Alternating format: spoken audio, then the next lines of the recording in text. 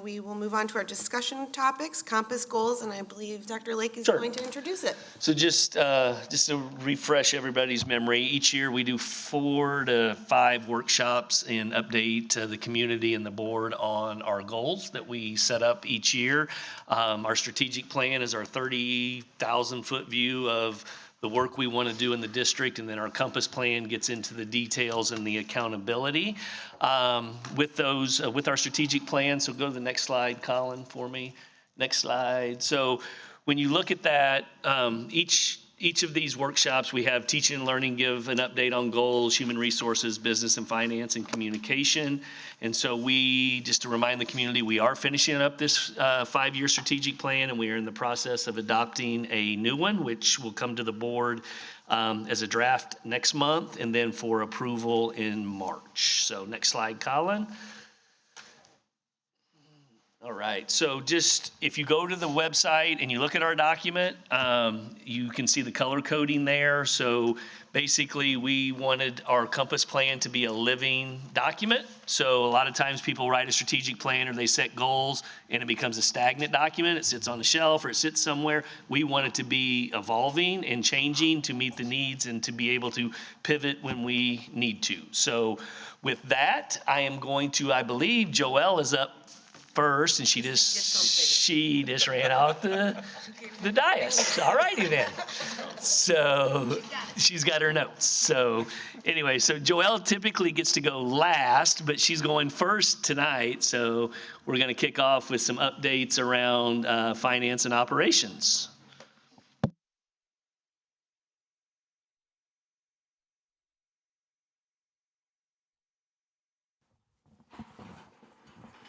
Okay, yes, sorry, had meetings up to the point and had to grab my notes.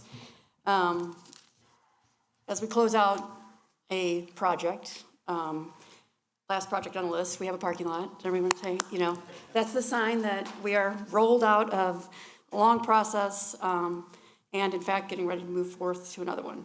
Dr. Lake talked about the strategic plan in a 5-year, and we're ending that 5-year. And we're getting ready to develop a new one. So capital projects is an area that we've been working hard on for quite a few years. I'm going to talk about that. But the recap of the steps and the work by many to get here, it's a good exercise to look back before we move forward to our next project and reflect or recap on how not just our norm of how, what, and why we got there, but who. So I think all of that is important as we have a initiative on our April ballot. So this is the slide that when I first put it together, I was like, God, I thought this was taking a long time, but it has taken a long time. We started working on this, these capital improvements that have been made across the district in 2018. We first step, and I'm not going to go through each of these, but highlight. In 2018, our task was one, to get an architect on board. And all of that requires bidding and statute on how you hire people. We have strict policies with school districts on contracts and bidding. And so we had to go through that exercise, which again, we're doing again because we're getting ready to start a new project. We did a bid or an RFQ on a financial advisor and bond counsel to start somebody that's going to help us manage our money, that knows all of the details around municipal financing, knows all of the legal things of closing on bonds, just like when you go to the bank and close on a home loan, there's all that paperwork and legal things that have to be filed to make it, legal. And then, so that was our first step in 2018. And then in 2019 is when we went to the public and put something on the election. At that time, we wanted to think about, through our compass goals, one of our major headers is, resources. It's either how do we get more funding or how do we reduce expenditures? So as you're going into a project, just imagine you're building your own home too. You've got a bid from a contractor, and then you think, well, how else are there other resources I can fund? Schools are lucky, we get grants and those type of things. But one of the unique things that's in the statute for schools to use is performance contracting. And that is, we went out to bid and had a committee on that. Mike sat on that committee. That is our energy savings. I'm looking at the equipment in our buildings that has not been updated a while and that's costing us more to run. So we went through that process according to our policy and statute. And there is like I said, a statute for school districts just on performance contracting, our ESCO savings. And the way you fund that is through COPS. So we did an RFP, looked for vendors. We had a lot of vendors bid. Everybody wants to work for Lindbergh, I'll tell you that. So I bid that, and we went through a process to pick the top vendor, which we've been very happy with them. And that was, to, again, provide more money to finish the big projects. If you can get some dollars here to pay for your energy or your infrastructure or your boilers and your lighting, then we don't have to take that out of the bond funds, and we can do more improvements with it. So we did that, and then right after that is when we went to the voters for the prop. So the items on here really talk about in that year the things that we started with. And again, I won't go through every one of them, I'll let you read it, but the support center was the first one, and I will talk about that because that one, we had to have someplace for all our facilities crew and all of them to get off the high school campus. If you reflect back all the way to 2018, we were on the high school campus, the facilities guys were on the high school campus, all their trucks were on the high school campus, everybody was housed there. And as you look out to where we are now, just imagine if we had to go back to that point. It wasn't a good thing. So one of the first things was to get everybody off of that so we could make our improvements. And that's another thing that we did in 2019 was find the Watson property, and that was really our first Prop R 2019 purchase, right? As soon as we got the money in the bank, we bought some property. So then you go through 20, 21, and 22, and it talks about the things at the high school and at the other buildings that we did in that timeline that we talked to taxpayers about when we went out for our bond referendum. We did get a surprise early on in the high school project, and I'll talk about that a little bit later too, but there was a need to fund a big surprise. And so that happened in 2020. Was it 2020 or 2021? Looks like we did that in 2021. We did that.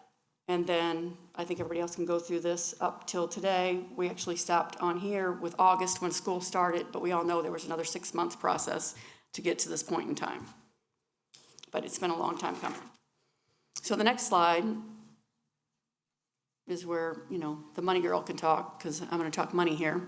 All of this, over that time period from 2018 till now, the sources of funding, how did we come to get all of this accomplished at this time? Number one, our biggest dollar amount in funding was our Prop R bond proceeds, which was $116 million. When you look at that number, we're looking at interest and everything that we earned over that period of time. So that's all of the revenue coming in. I will tell you, we didn't earn a lot of interest on our Prop R 2019 proceeds because, as you know, we went through Prop R construction during, I'm not going to say the word, but the pandemic. And so everything, costs were higher, revenue was lower due to interest things. And so this is all counting all the revenue that we used in that, which is interest. Then we talked a little bit about, we're going to put on here our ESCO funding. The ESCO funding is the COPS on our performance contracting, which is a project that over time you're going to pay yourself back because you're saving from operations. If you put solar on your roof or you do something like that, in a long time your bills are going to go down and you're going to have funding in the pocket. And so the state, through their statute, allows us to borrow against our future savings. And so that was $10,343,000. And touched pretty much every building except the newer buildings, which was Central Office and Dressel. There was enough improvements in our buildings on HVAC equipment, lighting, water, and that's what we paid for with that. So instead of taking that out of bond money, we had another resource that we're going to pay ourselves back with. Excuse me. Joel, since you had a pause there, can you talk about the premium on the 160? Okay, the premium, yeah. Because the initiative was 105 million, Yeah. but also talk about the interest, it's but talk and the about the premium as well. And our people over here can talk about that really, but when you look at bonds for school districts, it's municipal bonds and they're tax exempt. So they are very popular in the marketplace. And so if you look at how the housing market worked, when people were trying to buy housing, they were paying premiums to get a house. On these type of bonds, most often the investor will pay a little bit more to get that bond because it's tax exempt. You know, because they want that tax exempt bond in their portfolio because that's going to save them more than the premium they pay to get it. People are out there fighting. You know, we do all of our bond sales competitively, and you can see the number of companies that try to buy them. And the investors want to pay more because they want that in their portfolio to sell it to their investors because it's very popular. So I don't know if municipal bonds ever don't sell at a premium. I'm pretty there's a time, but most often people are ready to buy them. And so we never know what that dollar number is going to be until we sell them competitively and see what the market is. I do have to say that we do, with our financial advisor and our bond counsel, put a limit on that. You know, we don't want to take everything we can on a bid. We're going to put a reasonable limit on that sale just to do the right thing. And be fiscally responsible. So we do put a limit. I can't remember what it is. It might be 10%. The audience says it's 10%. We would never go above a 10% premium. And some people are willing to pay that, but that's just not the right thing to do for fiscal responsibility. Is that good for you? Yes. Okay. The next part in here, you'll get a little more detail, I think, about why increased scope happened. The main reason we went out to look for more funding at this point in the game was we had a big surprise with our permitting process and the new rules. We went into the prop with a certain code, and we're pretty much promised that that code wasn't going to change. But it did change, and there was new requirements from the county on what we had to do. One of the biggest was the storm shelter. So it was the storm shelter and the extra gym, which is not really on the list to begin with. So at that time, the board sat down together and talked about, you know, we're having to go back out. What do we want to do with the campus? Since we're going back out to borrow, and this we could do this through COPS, which they're going to talk about is a financing tool used by districts across the state. In addition to bonds. We went back out and talked about were there other things that we're not going to be able to get accomplished at the high school, and we want to get done so that when we're finished with that facility and that campus, we don't have to start all back over. I mean, they've gone through a lot. Where's Eric?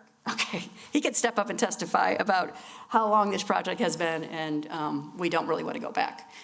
But the results are amazing. The amounts are amazing, so it always looks like that on the other side. So that was our increased scope. So we went back out to, went to our financial advisor, and we looked at, you know, our debt, where we are at with our debt, and we issued COPS, which are certificates of participation, to borrow, to one, cover our surprise, and two, to just finish the project at the high school.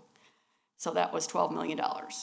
Joel, can I just jump in on that surprise? So Joel mentioned it, but when we did our due diligence around what code will be required to build this new building on, and we were told 2009 code. Well, there was a thing called the pandemic that happened that slowed permitting down. We had to have our permit in our hand, I believe, by July 1st of 2020. Well, you know what was going on at that time. So we really didn't have much of a choice, and so we had to move forward with the project. We were hoping to we kept that gymnasium. We built a gymnasium storm shelter, and we really tried to keep that cost to a minimum. But as Joel said, since we had that surprise and we had other things that we would like to do on that high school campus, we went out and increased the scope of work, basically, is what we did. So yeah, I should have I think I did put that word on my timeline, because it would have looked a lot different, I think, if we wouldn't have had that surprise, because our revenue was less than we thought it would be as far as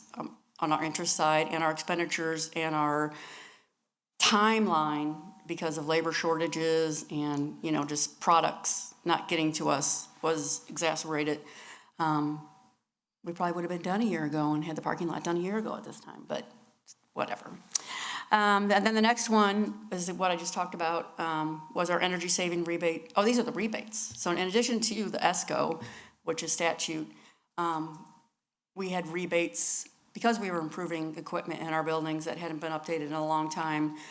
With that comes some Ameren likes that. They like when you are more efficient in your building, because the grid doesn't get so overburdened and everybody pays more. So with that ESCO, and they helped us with that on writing the rebate data. McClure was also a part of that. when the project was finished, and this was just recently, we just got checks from Ameren to, which were rebates, to say thank you for doing energy improvements. You're saving not just yourself money, but, you know, all of the energy cost, and those were cash, so we put those in the bank. So I count that towards project. I mean, we pretty much spent our money by the time we got that, but you can go back and that covers our project. So the total cost over 2018 to this current year was about $140 million in revenue, and that's what we've spent on projects. So, any questions with that? So anytime you do one of these, it's not like you just make a decision, oh, we're gonna go get this COPS. It's something that you work with council on, and then the board had to approve it. Well, the board is a key player in that. You know, it's not like I make a decision to go finance something and Dr. Lake. We work with the board on the idea. I mean, there are, like I said, schools are highly regulated. We have our policy, we have state statute, pretty much everything we do, there's a process. You know, sometimes I will tell you, you work with vendors and they're like, why is this taking so long? Well, there's a lot of process and rules and regulations on how schools manage their money and how they borrow money. As you know, with our funds, we have a debt service fund that's totally separate from our operating fund, and that has rules of its own. And that's not just like look at our debt today and look at it in 5 years. We're constantly working with our financial advisors, keeping up with the market. And you know, over the course of this, one of the things I could have put in here was during that 2018 to now, we also did a lot of refunding or refinancing, because what was good through the pandemic was borrowing interest rates. So, you know, one of the items that is a good reflection that I probably should have put on here, it's not operating money, we couldn't use it for projects, but it was refinancing our debt to some of the lowest rates ever. I know a lot of people refinanced their houses at that time too. And that was savings on our debt side. We can't use that savings to pay salaries, we can't use that savings to build a building, but you know, when you pay down your debt, it gives you an opportunity to you'll have more equity to do something sooner. So going out to the April issue and the amount of money that we can borrow in April is a result of that is because we've refinanced and have lower interest rates because of. It was, Joel, if I remember right, it was around $10 million, I think, Yeah. is what we saved in interest. Don't And- hold me and debt. exactly Yeah. to that amount, but it was in that Yeah, range. it was substantial. Yeah. You know, it was substantial.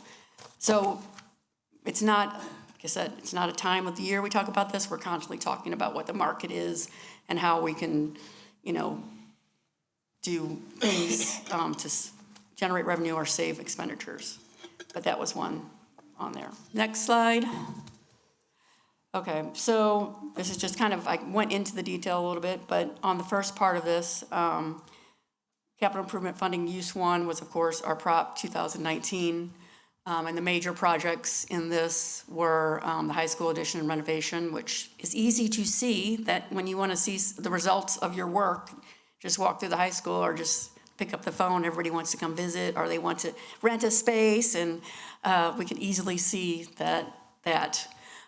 Sports center purchase and renovation, you know, we have that over there now. I guess people see it more often because now they're going to the fancy, all the fancy places over there. There's no longer Crestwood Mall that isn't, our facility is right across from that. So you can see that, and you can also see that our people are off the campus. And secure vestibules, that's very visible as well, and it's the safety of our students. So this was what primarily the funding for Prop R was. Next, Dr. Lake, you can talk about the pictures. You're good at that. Okay, so this is if you haven't been in the new high school, this is the lobby, the main entrance into the new high school. Those are actually our students in those pictures. This is, I think from our architect, they did, this is when they came in and did their professional photos. Next slide. And then to the left there was the support service center, originally what it looked like. And then in the back, the middle picture is kind of the front of the building. We had to do some outside work with that building. We found some surprises there, like oil for an old boiler that was not on anyone's map that we had to find, and work with the EPA on that to remediate that. And then you can see that picture to the right is kind of the warehouse area. Next slide. And these are our secure vestibules. If you remember, the only secure vestibules in the district were at Concord, Dressel, and Sappington. And so we wanted to have that same standard across our district with Prop R to put that secure vestibule. The doors were locked at the other schools before we put the secure vestibule in, but you were buzzed into the building and then you immediately had access to students, which is not best practice. What the secure vestibule does is it allows you to control points of entry into your building. So we did those there as well. You go back one sec, I'll put a plug in. So you see the nice secure vestibule at Truman right there. In the next prop, if we're successful, we'll get rid of those window air conditioners at Truman, which needs a complete facelift. That is a big project in the potential passage of Prop R in April. We could probably gain some efficiencies in electric bills Yeah, we there, might too. save some money in some That's why it's electric never stagnant at the efficiencies as beginning, well. you know, So so. that's true. Next slide. All right, Joel. So the next slide, if anybody wants to look up that statute, the statute that is in regard to using guaranteed energy savings, the state pre-funding that, allowing you to borrow against the future, this is the statute, and then it has how we can fund that in there. So this was 10.3 million, and we talked about how that impacted, by funding that through a separate funding source, we were able to get more out of our bond money. And this has really been a passion project, I would say. We have a great team that we worked with Navitas, and every time that they come and present to us about what's happening in our buildings and the energy we're saving, I also have to, on this one, really thank our buildings and the staff there. We've done a lot of communication about how energy works, how to use your, I always forget what it's called in your room, your little up and down thing, thermometer, your thermostat, but they've come to embrace it. The buildings have, they understand it. We've changed processes, and really without staff jumping on board, I mean, we put the equipment in place, but another part of this is just engaging staff, and they've been very helpful. Joel, can I just jump in? Just one thing I want to highlight when she's talking about processes is our buildings used to be constantly running. They didn't have an occupied and an unoccupied mode, which now with these new controls allows us to save that money. And what I would love to say is that we were hoping before the pandemic that we would actually see these savings in our ongoing budget, but what it's allowing us to do is where other school districts in a lot of places are seeing big increases in their electric bills and things like that, we are not. We are staying revenue neutral with that because of this work as well. So I think that's important. Yep, it is, and we have that team on to continue looking at optimization. The high school was under construction, so high school wasn't part of any of this energy savings performance, but they got all new equipment with the bond issue, and so now we're working with our energy team to get them on the processes that can continue that savings. But yes, energy rates continue to rise, and this is helping us stay level. So that's what that story is. Pictures of the nice, pretty equipment. I don't have Scott here, do I, to talk about all this pretty equipment? Okay. Next slide. Next slide. Next slide. All right. Okay.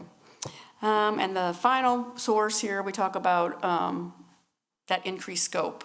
And again, the lead on this, and Dr. Lake already talked about it, was the storm shelter surprise and how long it took to get a permit because everybody was shut down and how expenses went up. But we got something out of it. We got a nice pretty gym that we didn't plan on over there.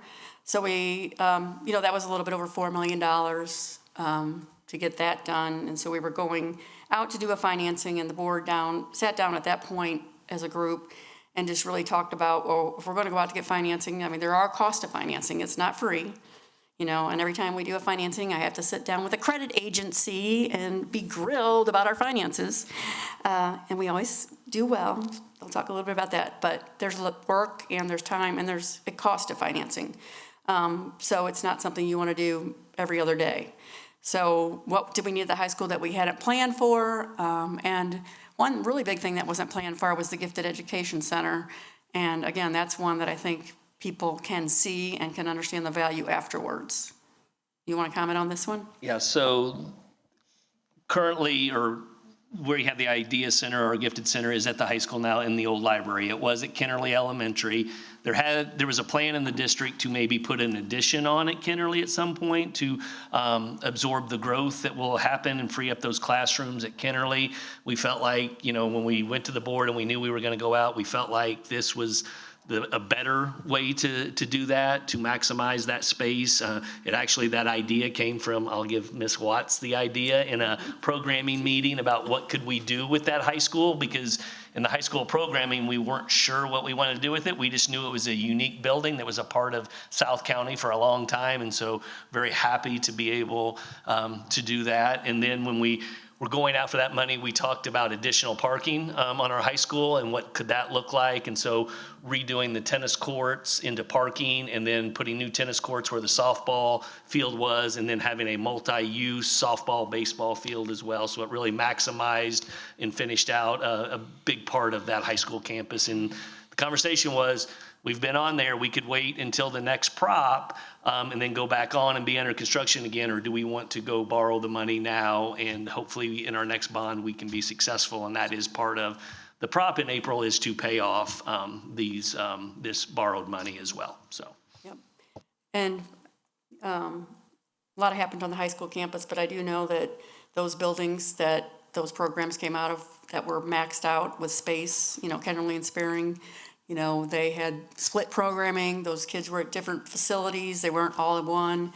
And it was taking up space in the buildings that they have flown into, and their programming is much better because they're not housing that program. So some of these positives just didn't happen at the high school. The positives helped the other buildings be better. And Joel, Pictures, yeah. I'll just comment on our big mistake. Yeah. We're Wasn't our mistake. You say that was not our mistake. Yeah, no mistake, surprise.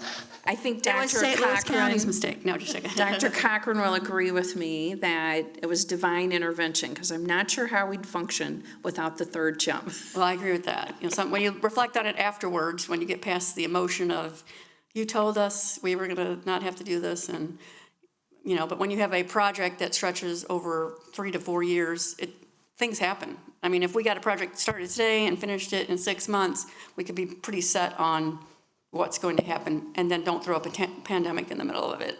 Well, I either. don't think this would be a surprise to anybody, but we worked with St. Louis County and the inspector. We actually started moving dirt and pouring foundations before we actually even got the permit later at the end of 2020, towards November, December, I think, is when we finally got that. But they were able to work with us. That's how far behind they were on the permitting process. And in order to be on the 2009 code, you had to have that in hand by July 1st of 2020. So. Next slide with some pretty pictures. Dr. Lake. So this is the surprise, not the mistake, the surprise gym that we call the green gym. If you've been around the district for a while, the kids and Dr. Cochran and staff, we weren't going to have Gym 4. I couldn't do that, so we decided to rename them. So we have the green gym, which is the new gym because it's new, so it's green. And then the gold gym is the old Gym 2, and then Gym 3 is the Flyers gym. So this is a picture of our new green gym. Next slide. And then this is the new tennis courts. Where the tennis courts are sitting is where the old softball field used to be, and now our baseball field is now a softball baseball field. We play softball. If you're not familiar with that, we play softball in the fall in Missouri, which is awesome. We have a temporary fence that we can set out there, and the pitching mounds, and be able to host. We hosted a lot of games. Anytime there's rain, we get games moved to us, which saves us in transportation costs, but it costs us more in officials. So I think the transportation cost is better. So next slide. And then this is inside the Idea Center, which is our gifted center, which is the old library. I think the feedback from families and students and staff there is that the kids are really thriving in this space. And it's so fun. All of a sudden, you'll see this line of elementary kids marching through the high school to go do recess inside at the gym, one of the gyms, or going to eat. So it's kind of fun to have them on the campus there. Next slide. I'm gonna go back to the other one just to close up before I invite our guest up. So I kind of started with how, what, and why. Those are our things that we use for compass goals and how we work with our strategic plan. But I said, really, this was a lot of who, and who, the main who on this is our board who had forward thinking, and it was student-minded forward thinking.